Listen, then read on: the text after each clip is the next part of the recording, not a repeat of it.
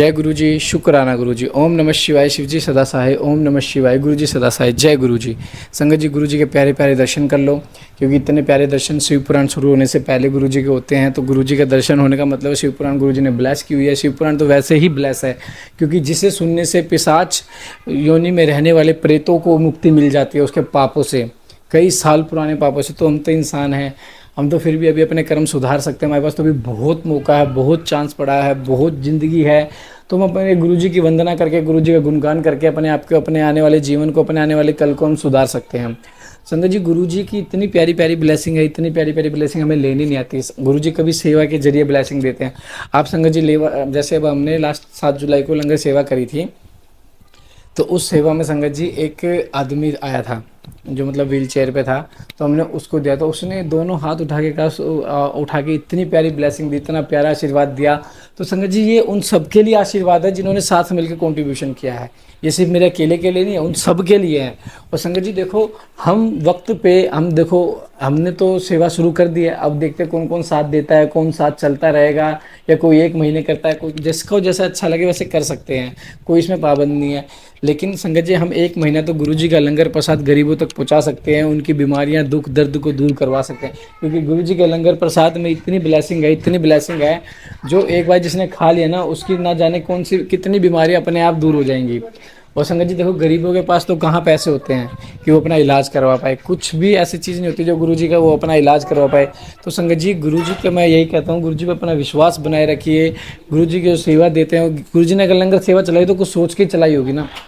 यही गुरु जी का जो लंगर प्रसाद होता है वो ब्लेस होता है, वो दवाई होती है। वो उन संगत तक पहुँचे जो गुरु जी के बारे में भी नहीं जानते, जो बहमों में पड़े हुए हैं।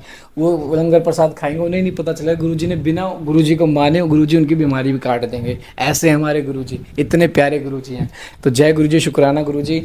ओम नमः शिवाय, शिव जी सदा सहाय। ओम नमः शिवाय, गुरु जी सदा। चैनल पर को सब्सक्राइब करें, बेल आइकन को प्रेस करें, ताकि न्यू लेटेस्ट सत्संग की जानकारी आपको सबसे पहले मिले। जय गुरु जी। जय गुरु जी। शिव पुराण के श्रवण की विधि तथा श्रोताओं के पालन करने योग्य नियमों का वर्णन। सोनक जी कहते हैं, महाप्राज्ञ व्यास शिष्य सूत जी, आपको नमस्कार है। आप धन्य हैं, शिव भक्तों में श्रेष्ठ हैं, आपके महान गुण वर्णन करने योग्य हैं। अब आप कल्याणमय शिव पुराण के श्रवण की विधि बतलाइए, जिससे सभी श्रोताओं को संपूर्ण उत्तम की फल की प्राप्ति हो सके। सूत जी ने कहा कि मुने सोनक, अब मैं तुम्हें श्रवण फल की प्राप्ति के लिए शिव पुराण के श्रवण की विधि बता रहा हूँ। पहले किसी ज्योतिष को बुलाकर ध्यान मान से संतुष्ट करके अपने सहयोगी लोगों के साथ बैठकर बिना किसी विघ्न बाधा के कथा की समाप्ति होने के उद्देश्य से शुद्ध मुहूर्त का अनुसंधान कराए और प्रयत्नपूर्वक देश देश में स्थान स्थान पर यह संदेश भेजे कि हमारे यहाँ शिव पुराण की कथा होने वाली है। अपने कल्याण की इच्छा रखने वाले लोगों को उसे सुनने के लिए अवश्य पधारना चाहिए। कुछ लोग भगवान श्री हरि की कथा से बहुत दूर पड़ गए हैं। कितने ही स्त्री शूद्र और आदि भगवान शंकर के कथा कीर्तन से वंचित रहते हैं। इन सब को भी सूचना हो जाए, ऐसा प्रबंध करना चाहिए। देश देश में जो भगवान शिव के भगत हों तथा शिव कथा के कीर्तन और श्रवण के लिए उत्सुक हों, उन सबको आदरपूर्वक बुलवाना चाहिए और आए हुए लोगों का सब प्रकार से आदर सत्कार करना चाहिए। शिव मंदिर में, तीर्थ में, वन प्रांत में अथवा घर में शिव पुराण की कथा सुनने के लिए उत्तम स्थान का निर्माण करना चाहिए।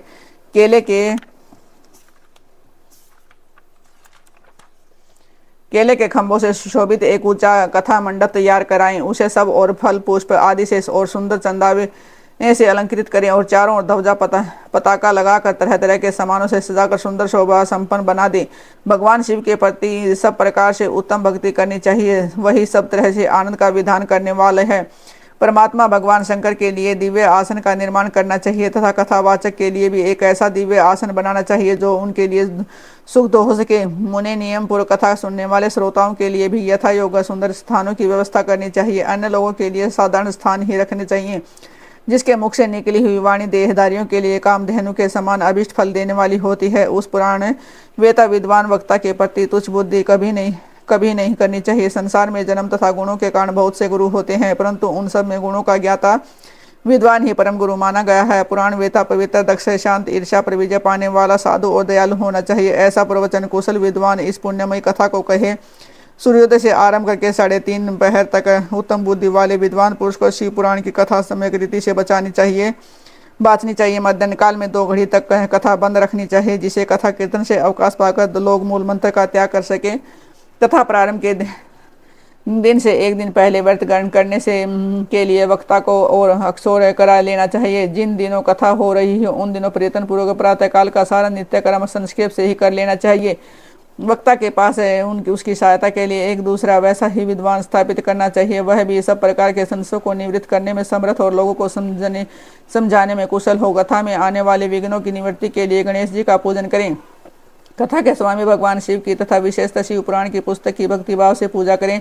तत्पश्चात उत्तम बुद्धि वाला श्रोता तन मन से शुद्ध एवं प्रसन्नचित हो आदरपूर्वक शिव पुराण की कथा सुने। जो वक्ता और श्रोता अनेक प्रकार के कर्मों में भटक रहे हों, काम आदि 6 विकारों से युक्त हो, स्त्री में आसक्ति रखते हों और पाखंड पूर्ण बातें कहते हों, वे पुण्य के भागी नहीं होते। जो लौकिक चिंता तथा धन ग्रह एवं पुत्र आदि की चिंता को छोड़कर कथा में मन लगाए रहते हैं, उन शुद्ध बुद्धि पुरुषों को उत्तम फल की प्राप्ति होती है। जो श्रोता श्रद्धा और भक्ति से युक्त होते हैं, दूसरे कर्मों में मन नहीं लगाते और मौन पवित्र एवं उद्वेग शून्य होते हैं, वे ही पुण्य के भागी होते हैं। सूत जी बोले, सोनक अब शिव पुराण सुनने का व्रत लेने वाले पुरुषों के लिए जो नियम है उन्हें भक्ति पूर्वक सुनो। नियम पूर्वक इस श्रेष्ठ कथा को सुनने से बिना किसी विघ्न बाधा के उत्तम फल की प्राप्ति होती है। जो लोग दीक्षा से रहित हैं उनका कथा श्रवण में अधिकार नहीं है। मुने कथा सुनने की इच्छा वाले सब लोगों को पहले वक्ता से दीक्षा करनी चाहिए। जो लोग नियम से कथा सुने उनको ब्रह्मचर्य से रहना, भूमि पर सोना, पतल में खाना, प्रतिदिन कथा समाप्त होने पर भी अन्न ग्रहण करना चाहिए।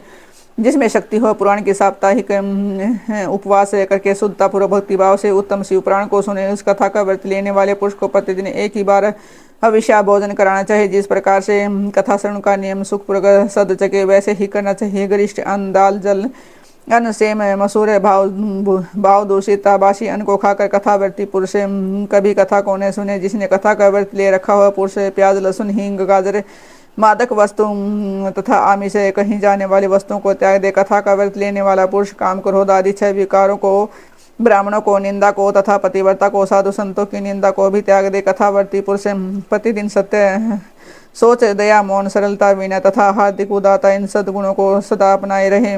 श्रोता निष्काम हो या सकाम, वह नियम पूर्वक कथा सुने। सकाम पुरुष अपनी अभिष्ट कामना को प्राप्त करता है और निष्काम पुरुष मोक्ष पा लेता है। दरिद्र, रक्षक, आरोगी, पापी, भाग्यहीन तथा संतान रहित पुरुष भी इस उत्तम कथा को सुने। काक, बंदा आदि जो 7 प्रकार की दुष्ट स्त्रियां हैं वे तथा जिसका गर्भ गिर जाता हो, वह इन सभी को शिव पुराण की उत्तम कथा सुननी चाहिए। मुने स्त्री पुरुष हो या पुरुष सबको यत्न पूर्वक विधि विधान से शिव पुराण की यह उत्तम कथा सुननी चाहिए। महर्षि इस तरह शिव पुराण की कथा के पाठ तथा श्रवण संबंधी युगो उत्सव की समाप्ति होने पर श्रोताओं को भक्ति एवं प्रयत्न पूर्वक भगवान शिव की पूजा की भांति पुराण पुस्तक की भी पूजा करनी चाहिए। तदंतर विधि पूर्वक वक्ता का भी पूजन करना आवश्यक है। पुस्तक को आच्छादित करने के लिए नवीन एवं सुंदर बस्ता बनवाएं और उसे बांधने के लिए दृढ़ एवं दिव्य डोरी लगवाएं, फिर उसका विधिवत पूजन करें। मुनि श्रेष्ठ इस प्रकार महान उत्सव के साथ पुस्तक और वक्ता की विधिवत पूजा करके वक्ता की सहायता के लिए स्थापित हुए। पंडित का भी उसी के अनुसार धन आदि के द्वारा उससे कुछ भी कम सत्कार करें। वहाँ आए ब्राह्मणों को अन्न, धन आदि का दान करें। साथ ही गीतवाद और नृत्य आदि के द्वारा महान उत्सव रचाएं। मुने यदि श्रोता विरक्त हो और उसके लिए कथा समाप्ति के दिन विशेष रूप से उस गीता का पाठ करना चाहे, जिसे श्री रामचंद्र के प्रति भगवान शिव ने कहा था, यदि श्रोता ग्रस्त हो तो उस बुद्धिमान को उसे श्रवण कर्म की शांति के लिए शुद्ध विषय के द्वारा होम करना चाहिए। मुने रुद्र संहिता के प्रत्येक श्लोक द्वारा होम करना उचित है अथवा गायत्री मंत्र से होम करना चाहिए, क्योंकि वास्तव में यह पुराण गायत्री मंत्र गायत्रीमय ही है, अथवा शिव पंचाक्षर मूल मंत्र से हवन करना उचित है। होम करने की शक्ति न तो विद्वान पुरुष यथाशक्ति हवनीय भविष्य का ब्राह्मण को दान करें, न्यूनतारिक्त रूप दोष की शांति के लिए भक्तिपूर्वक शिव सहस्त्र नाम का पाठ अथवा श्रवण करें। इसे सब कुछ सफल होता है, इसमें संशय नहीं है, क्योंकि तीनों लोकों में उससे बढ़कर कोई वस्तु नहीं है। कथा श्रवण संबंधी व्रत की पूर्णता की सिद्धि के लिए 11 ब्राह्मणों को मधु मिश्रित खीर भोजन कराएं और उसे दक्षिणा दे। मुने यदि शक्ति हो तो 3 तोले सोने का एक सुंदर सिंहासन बनवाएं और उस पर उत्तम अक्षरों में लिखी अथवा लिखाई हुई शिव पुराण की पोथी विधि पूर्वक स्थापित कर तत्पश्चात पुरुष उसकी आवाहन आदि विविध उपचारों से पूजा करके दक्षिणा चढ़ाएं। फिर जितेंद्रिय आचार्य का वस्त्र, आभूषण एवं गंध आदि से पूजन करके दक्षिणा सहित वह पुस्तक उन्हें समर्पित कर दे। उत्तम बुद्धि वाला श्रोता इस प्रकार भगवान शिव के संतोष के लिए पुस्तक का दान करे। सोनक इस पुराण के उस दान के प्रभाव से भगवान शिव का अनुग्रह पाकर पुरुष भव बंधन से मुक्त हो जाता है। इस तरह विधि विधान का पालन करने पर श्री संपन्न शिव पुराण संपूर्ण फल को देने वाला भोग और मोक्ष का दाता होता है। मुने शिव पुराण का है सारा महात्म्य जो संपूर्ण अभिष्ट को देने वाला है, मैंने तुम्हें कह सुनाया, अब और क्या सुनना चाहते हो। श्रीमान शिव पुराण समस्त पुराणों के भाल का तिलक माना गया है। वह भगवान शिव को अत्यंत प्रिय, रमणीय तथा भव रोग का निवारण करने वाला है। जो सदा भगवान शिव का ध्यान करते हैं, जिनकी वाणी शिव के गुणों की स्तुति करती है और जिनके दोनों कान उनकी कथा सुनते हैं, इस जीव जगत में उन्हीं का जन्म होना सफल है। वे निश्चय ही संसार सागर से पार हो जाते हैं। भिन्न भिन्न प्रकार के समस्त गुण जिनके सच्चिदानंदमय स्वरूप का कभी स्पर्श नहीं करते, जो वही अपनी महिमा से जगत के बाहर और भीतर भासमान है तथा उनके मन के बाहर और भीतर वाणी एवं मनोवर्ती में प्रकाशित होते हैं, वह अनंत आनंद घन रूप परम शिव में ही मैं शरण लेता हूँ। श्री शिव पुराण विदेश्वर संहिता। प्रयाग में सूत जी से मुनियों का तुरंत पापनाश करने वाले साधक के विषय में प्रश्न, जो आदि और अंत में नित्य मंगलमय है, जिनकी समानता अथवा तुलना कहीं भी नहीं है, जो आत्मा के स्वरूप को प्रकाशित करने वाले देवता हैं, जिनके 5 मुख हैं और जो खेल ही खेल में अनायास जगत की रचना पालन और संहार तथा अनुग्रह एवं तिरोभाव रूप 5 प्रबल कर्म करते रहते हैं, उन सर्वश्रेष्ठ अजर हमर ईश्वर अंबिकापति भगवान शंकर का मन ही मन चिंतन करती हूँ। व्यास जी कहते हैं कि जो धर्म का क्षेत्र है, जहाँ गंगा यमुना का संगम हुआ है, उसे परम पुण्य प्रयाग में जो ब्रह्मलोक का मार्ग है, सत्यव्रत में तत्पर रहने वाले महातेजस्वी महाभाग महात्मा मुनियों ने एक विशाल महान ज्ञान यज्ञ का आयोजन किया है। उसे ज्ञान यज्ञ का समाचार सुनकर पौराणिक शिरोमणि व्यास शिष्य महामुनि सूत जी मुनियों का दर्शन करने के लिए आए हैं। सूत जी को आते देखो जब सब मुनि उस समय हर्ष से खिले हुए और अत्यंत प्रसन्नचित से उन्होंने उनका विधिवत स्वागत सत्कार किया है। तत्पश्चात उन्होंने प्रसन्न महात्माओं ने उनकी विधिवत स्तुति करके विनयपूर्वक हाथ जोड़कर उनसे यही इस प्रकार कहा है, सर्वज्ञ विद्वान रोम हर्षण जी, आपका भाग्य बड़ा भारी है। इसी से आपने व्यास जी के मुख से अपनी प्रसन्नता के लिए ही संपूर्ण पुराण विद्या प्राप्त की है, इसलिए आप आश्चर्य स्वरूप कथाओं के भंडार हैं। ठीक उसी तरह जैसे रत्नाकर समुद्र बड़े बड़े सारभूत रत्नों का आगार है, तीनों लोकों में भूत वर्तमान भविष्य तथा और भी जो कोई वस्तु है वह आपसे अज्ञात नहीं है। आप हमारे सौभाग्य से इस यज्ञ का दर्शन करने के लिए यहाँ पधार गए हैं और इसी ब्याज से हमारा कुछ कल्याण करने वाले हैं, क्योंकि आपका आगमन निरंथक नहीं हो सकता। हमने पहले भी आपसे शुभ तत्वों का पूरा वर्णन सुना है, किंतु उसे तृप्ति नहीं होती, हमें उसे सुनने की बारंबार इच्छा होती है।